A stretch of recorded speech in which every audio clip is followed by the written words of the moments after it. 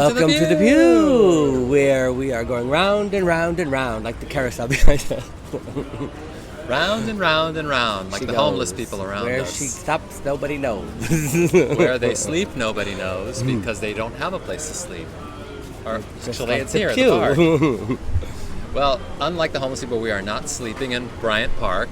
We're just hanging out here for the day, now that LES space is no we more. Just thought it would be nice to come out here in the park. Out and here spend a and lovely enjoy afternoon. the park, the wonderful parks of New York City that we spend so much money for in taxes. That's we true. We'd get some of our, I spend a fortune. We thought we'd get some of Ernie's money back. That's right. I do spend a fortune in taxes, so here I am getting my money's worth. Yeah. Hopefully, I don't get more of my money's worth with a cop coming over and telling us to stop filming. I don't think so. So we had a really busy week. I went to the straight acting party on Thursday night, and there were drag queens galore. It really reminded me of kind of a version of the boy bar from the mid '80s, where there were all the drag queens when they were really young and like baby drags, and not so good. I don't know. Well, they were pretty good. I mean, Connie was pretty good. Yeah. Well, but remember when Connie was still Conrad? So right. like, and when Deandra was Shelton. Oh boy! Right. Try to call Deandra Shelton today. Oh my gosh! So it was kind of like that, transitional period where like the drag queens were still boys and they were still transitioning into full-time women, so they weren't as professional and slick. I liked them like that. Yeah, I did too. So that's what straight acting was like, and I really liked the drag queens. I liked the shows, and there were cute looks in the house as we're flashing pictures. So kudos to straight acting and to, I think, Riffy Royalty, who's the promoter. Fun party. We were also amused this week by Christiane F, which you often mention. I guess you like that movie. Yeah, it's. I think it's. Well, first of all, for people who don't know who Christiane F is, it's a movie that was made. Was it the 70s or 80s? 1979, I think. It's a really old movie, but it was about a Berlin junkie. Yeah, and it was one of the first realistic portrayals, I think, of a junkie. That it doesn't overdo it. It doesn't like a horror movie will overdo the gore and blood, and it kind of makes it not realistic. It doesn't overdo the withdrawal, but it doesn't shy away from how awful it is either. It's very realistic, and it's because of that it's really frightening. It's really horrifying.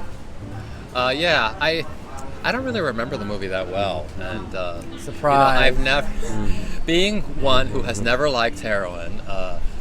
I guess that's why I wasn't interested in the movie. I don't know. No, we're not talking about you, William. I said heroin, not heroin.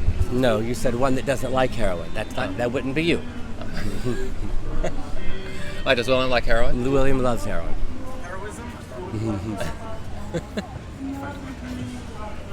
We were also discussing... Oh, well, we didn't say what happened to her. Well, what happened? Oh, right. Oh, the whole reason we were laughing about her is because she was in the news this week. She either bit a woman or kicked a dog, or kicked a woman and bit a dog. I think she bit a woman and kicked a dog. Which one's worse? I'm not sure, but she's kind of infamous in Germany. She's like sort of a national. I don't know whether she's a national treasure or not, but she's definitely infamous in Berlin. Yeah. So check her out. Yeah, infamous in Berlin. Yeah. Don't go biting. Big in Japan. Infamous in Berlin. Don't go biting any dogs. So we were also discussing how you can't control your creations because there's this guy on the internet who invented this Just frog. ask Christina. Right. There was this guy who invented Pepe the Frog. We're going to flash him, and he was griping on Vice that he hasn't made any money off of his cartoon. It's morphed into all these other cartoons. I don't want to hear his gripes. So you don't get to control your character, and we were thinking that if Clara the chicken had been born in the internet age, she might have actually spread her wings and flown off and not let us collect any of the golden eggs. Well, wait a minute. We didn't collect any of the golden eggs anyway. Well, more about that after this break. And now a word from our sponsor.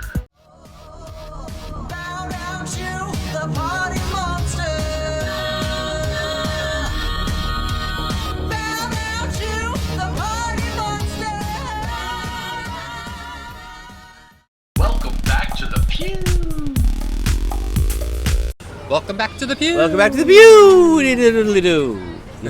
So Michael was about to list the long list of projects and creative works that we didn't make any money on.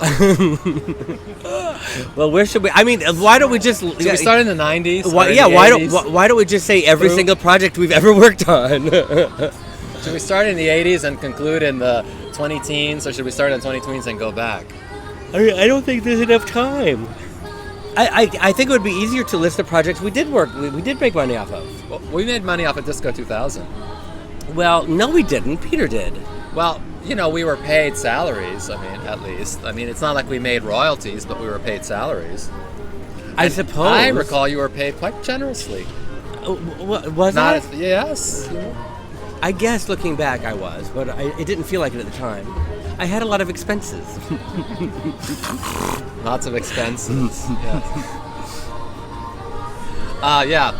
So I think that may have been the only one, because we didn't make money off of Project X. No. I did not make money off of my 2 books. No. I did not make money off of my 2013 dance track. Nope. I did not make money off of Clara the Chicken, as we previously said. What? And I didn't else? make any money off of Project X. I didn't make any money off of... You're not raking it in from your art. I'm not making it in from my art. I didn't make any money from my... In fact, I just got a statement the other day from BMI, a financial statement about my song. And... you have made 29 cents. No, they say that it brought in $78. I mean, I really find that hard to believe. But I'm in a legal battle with them right now, so they have reason to say that. But yeah, so we didn't make any money. You're already, after just one song, you're in a legal battle. Yes, because I want to do some other songs, and they won't let me out of it. They won't let me. It's just like Michael Jackson, Prince, and Madonna, locked in a recording contract. I'm locked in a contract for 3 years. For 3 company years, I'm locked in. That has stifled your creativity and is literally holding you prisoner. In a copyright dungeon. Yep.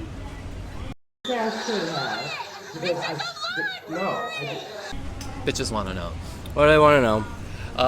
82 Joseph from Twitter wants to know if James St. James's parents really cut him out of, I guess, his trust fund because they saw an issue of Project X, and it was so. And if so, what issue was it? All right. Since they asked the second part, that urban since they asked the second part, I was gonna lie and say yes, but since they asked the second part, I can't. No, they didn't cut him off because of any specific issue of Project X. It was a conglomerate general pattern of behavior. Exactly. And James, to simplify things in the movie, he said just one thing did it, but it wasn't just one thing. It wasn't just one thing.